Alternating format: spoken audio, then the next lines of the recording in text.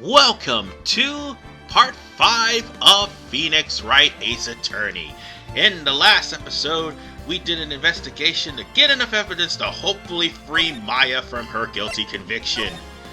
And more importantly, try to pin the blame on Wright, who was actually exposed by the time the trial started, but the thing is, we gotta prove it's him. We can't just yet. We all know how Capcom's subtlety is. So, on that note, we start the trial.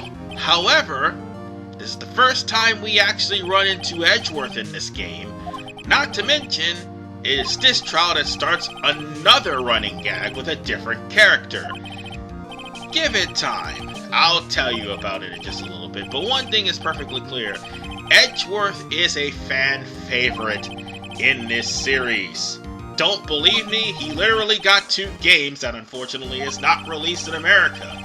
That's how much he's beloved overseas. And he's beloved in America, but unfortunately Capcom won't bring the games over. They're Nintendo DS exclusives, but still, they won't bring the games over. Why?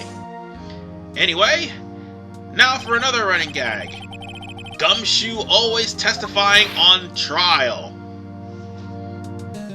This is indeed a running gag that carries over to not just the two aforementioned games that has never made it to America, which is Miles Edgeworth Ace Attorney Investigations 1 and 2, but also in the Phoenix Wright trilogy, and also, I do believe, Dual Destinies. He did actually testify on trial in Dual Destinies. I'm not sure about Spirit of Justice. That's the only game I am not sure about.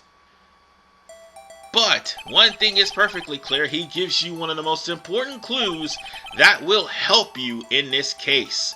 And this right here is the floor plan. Gumshoe has pretty much drawn a picture of where Mia died and where the weapon was, which was right next to her, obviously.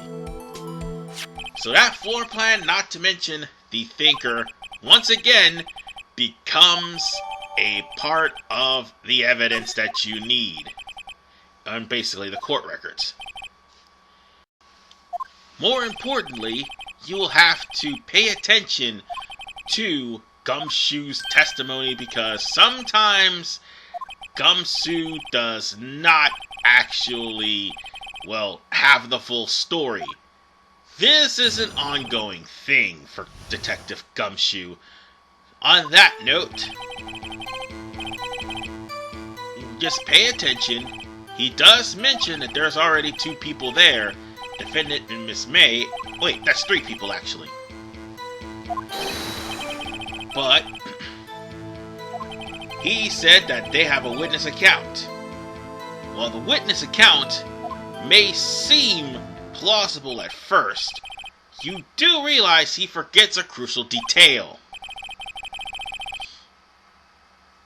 And that crucial detail also means that, the fact that Gumshoe completely forgot it just about,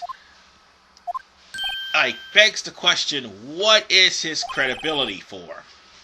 Oh, and speaking of which, Maya went there and threw a paper with instructions saying that I should press the witness on every detail.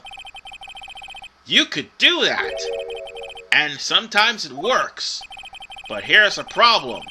The only person you probably should not try that on is Damon Gant. He's the only one. But there are some people that you have no choice but to do that in order for to actually, continue the storyline. But whatever the case, you want to press either the 3rd statement, which is right here, or you want to press the 5th statement. Press either one of them. I said press, not present.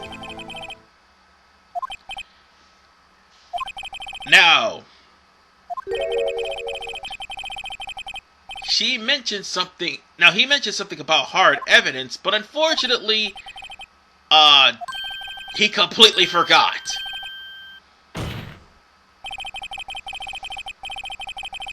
My goodness. Dick Gumshoe. Sometimes he can be reliable. He's just a screw-up.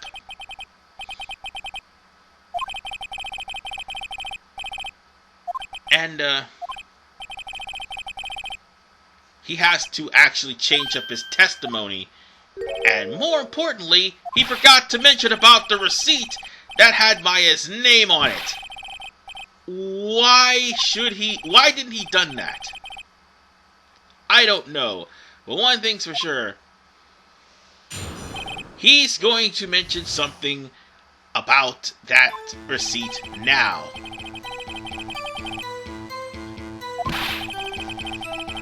And that's going to be a very important thing. Now pay attention.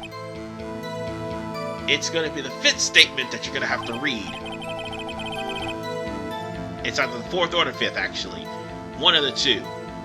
Remember those statements.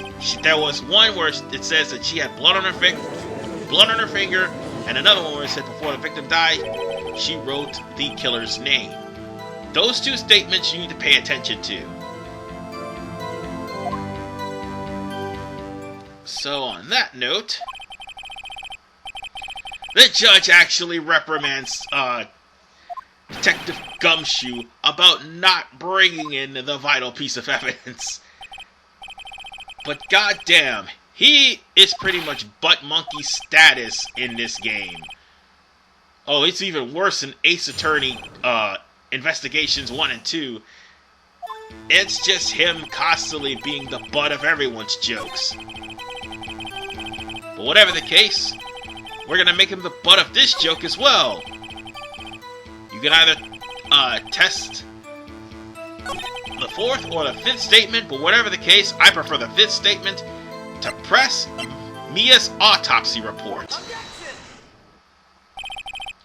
That one's a lot more plausible, and besides, it'll still say the same thing, but it would make much more sense to present the autopsy report on the fifth statement. But I will say this, if you try to jump the gun, you'll have to press first, then present. Anything else would have just been, would probably cost you credibility. That's something I need to make a little bit clear to you guys. So on that, Phoenix just pretty much debunked the statement that the victim died before even writing the sentence, or writing the name, onto the receipt. And how do I know it's a receipt? The evidence even says it's a receipt. So on that note, Detective Gumshoe just made a mistake. Unfortunately, here's where Edgeworth's shadiness comes in. And for the record, it's best to say the day after the murder, because I forgot, or the day before, would probably get you a penalty. Unfortunately for you, doesn't matter what you pick, it's still gonna lead to the autopsy being outdated. And Miles Edgeworth literally went and made an up-to-date autopsy report, which pretty much debunks Phoenix's autopsy report. In the end, that's not gonna matter, because once you figure out a way to pin the blame on the murderer, no matter how up-to-date or outdated the autopsy report is, one thing remains the same. Mia died due to blunt force trauma. That is something that needs to be taken into consideration.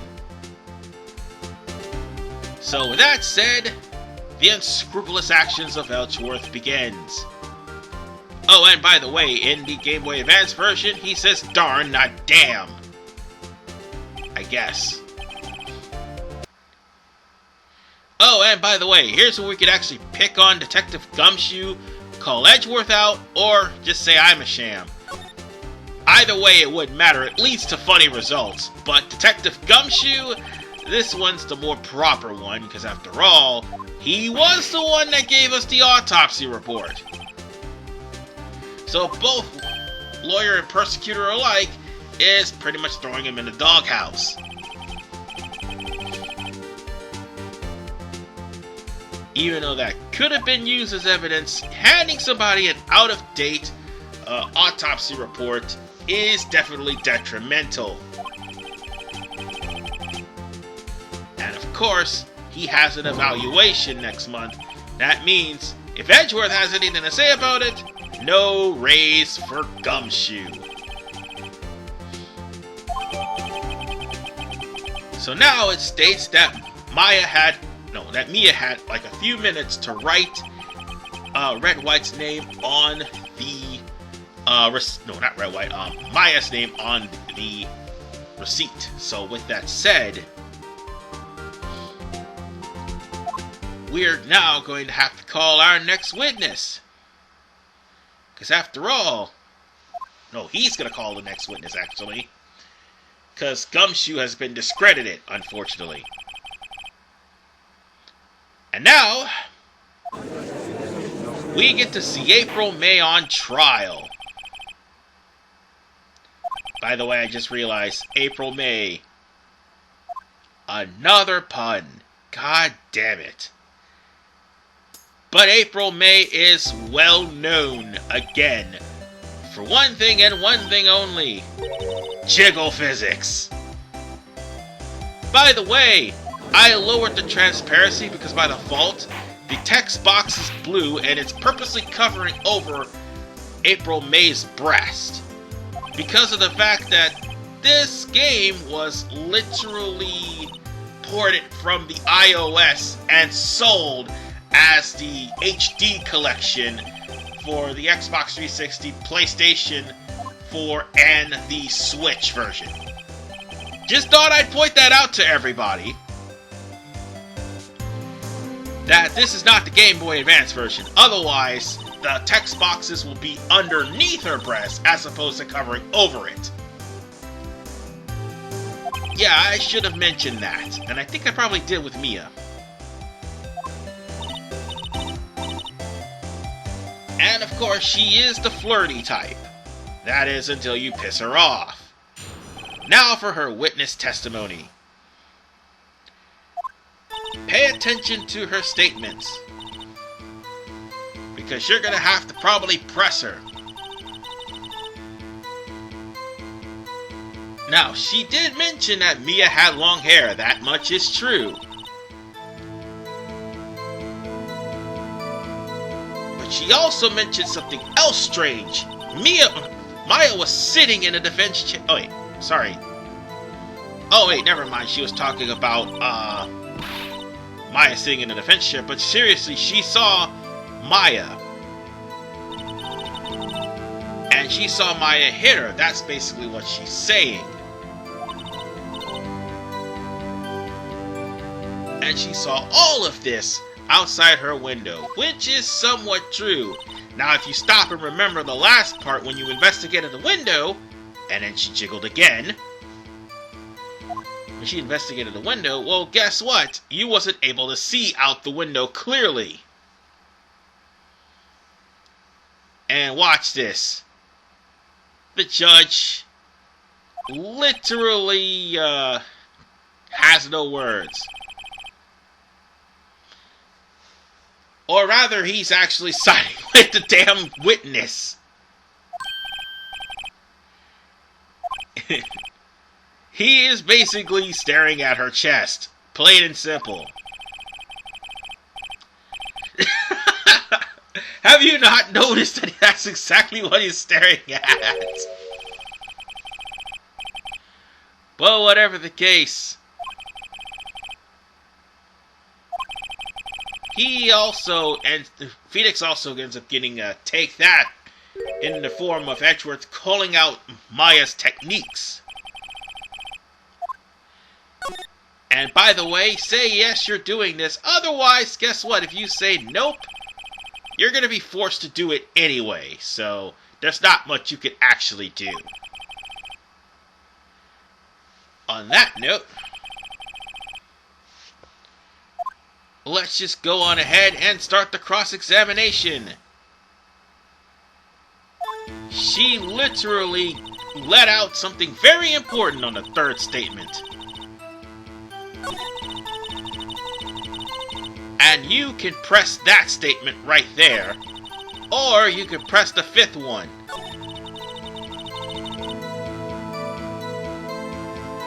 I think that would be the one you want to press.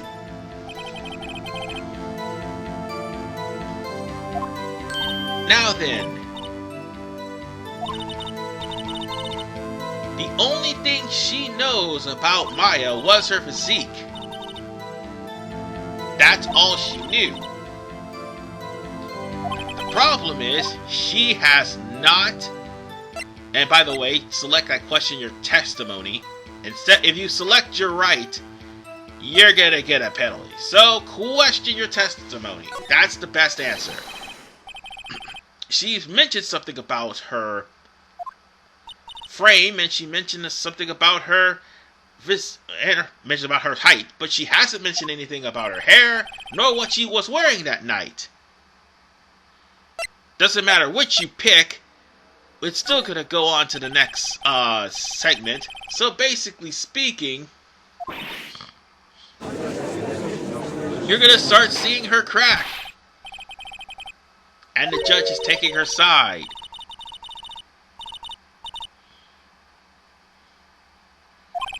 Unfortunately,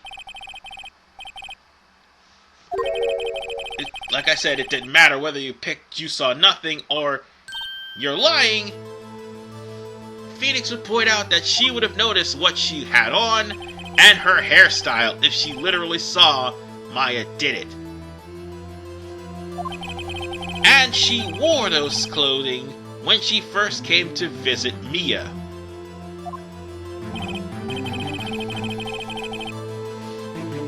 And she also forgot one thing. Phoenix was there at the scene. So there was no way that she would have actually murdered somebody if Phoenix had not have seen it. Or gotten away with murder if Phoenix hadn't have seen it. And that's another thing. Detective Gumshoe was there too. So, right now, I think her lie is about to be burst like a bubble. Well, yet. Right now, she somehow tried to keep herself from breaking character.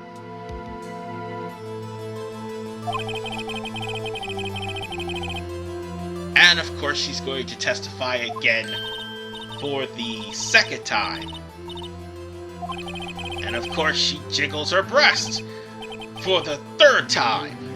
Jesus Christ, I need a counter for every time she does that. No, wait, it'll just break. Anyway, we're gonna have to pay attention to her once again. Because this time, when she actually mentioned something about the way how it happened and what she saw, it's gonna be on the fifth statement, right there. She mentioned something about the statue being a clock. However, there's just one problem. How would she know if the statue was a clock? If she wasn't eavesdropping in the hotel?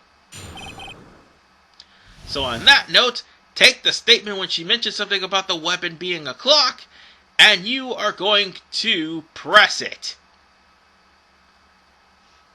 Oh, by the way, in case you're wondering why the sound is silent, I was checking to see if I still had enough time for the recording, because I was trying to push this to be like a 30-minute recording maximum. And it's at this point you want to present the thinker. And when you do, sorry, about that upload studio just cut out right there. She mentioned something. No, she tries to actually change her story up. That's it. But the fact that she mentioned the thinker pretty much destroyed whatever alibi she had. She wouldn't know if it was a clock unless she was actually eavesdropping on the conversation.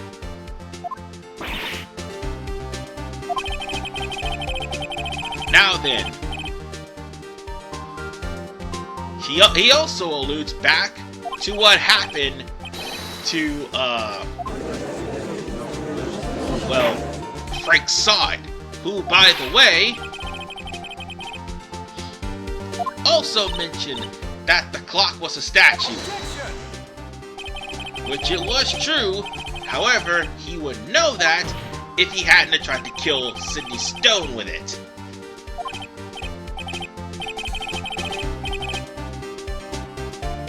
Now then, we're actually getting really into the thick of things. And Phoenix had to actually BS that one too, because he only caught one murderer with the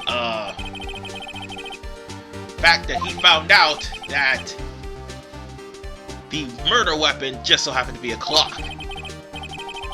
And those questions ended up turning into answers and turning into whoever was witnessing the crime actually committing the crime.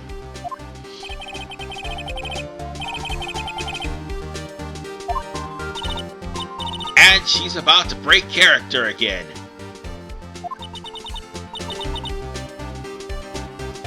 Oh, and she's lying. She's talking about that she heard it say the time. Now then, if everybody remembers the phone call when we got the phone from Gumshoe back in part 4 or part 3, I believe. Yes, it was part 3. No, wait, actually no, it was part 4 when we got the phone back. When you remember, I showed you all the text of the recording message. And all you have to say is, it couldn't have run, because if you say she couldn't have heard it, it doesn't really matter. You'll have to still prove that the clock could not ring, and you just have to mention it's empty, because if it's broken, or if the batteries are dead, you're only going to end up getting a penalty. So always choose it's empty. And now, this is the part where you're going to have to use the phone right after the judge examines the thinker statue.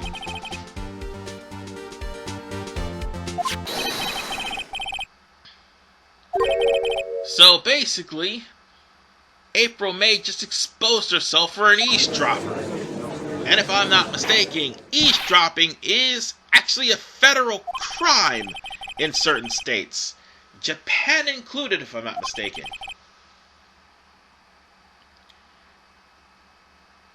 So with that said, now it's time for us to find out exactly how did she know about the clock.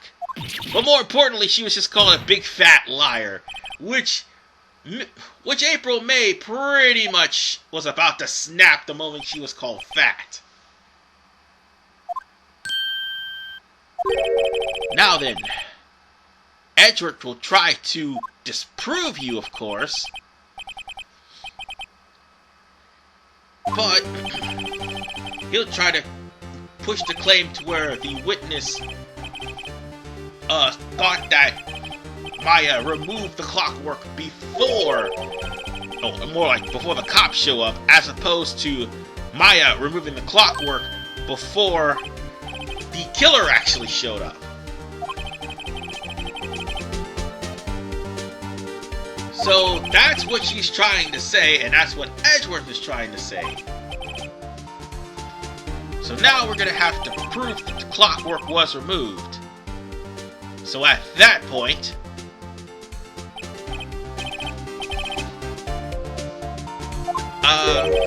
we're we're gonna have to prove Edgeworth wrong. Again. Get used to it, because eventually we'll come to a point where Edgeworth will just be tired of being proven wrong. But, nonetheless, let's just go on ahead and put out the phone. Told you this cell phone's gonna come in handy. Remember those recordings? Well, you're not actually going to tap into the recordings. However, it'll be a part of the dialogue in the text box. But remember, this phone will be used again in a little bit, so there is that.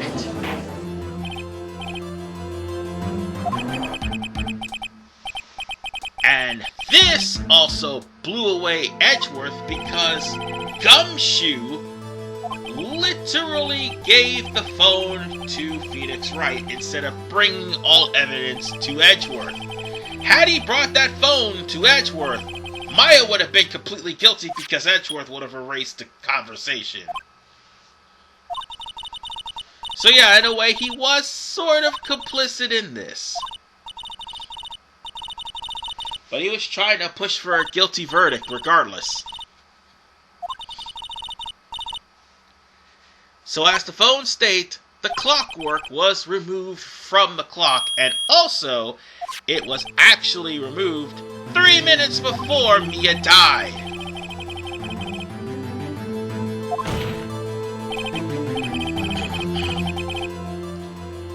And unfortunately, the witness probably did not know about that.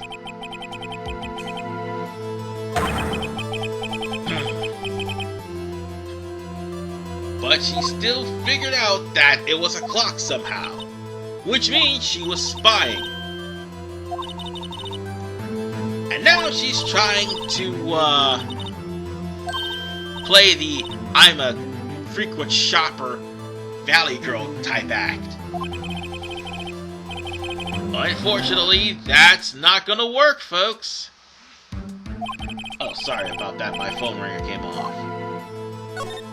And, by the way, choose yes in objections. No will more than likely get you a penalty.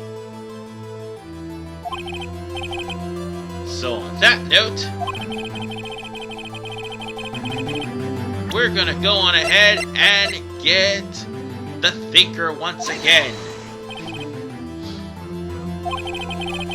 Because the Thinker actually only has 2 in existence. Both were used in murder investigations.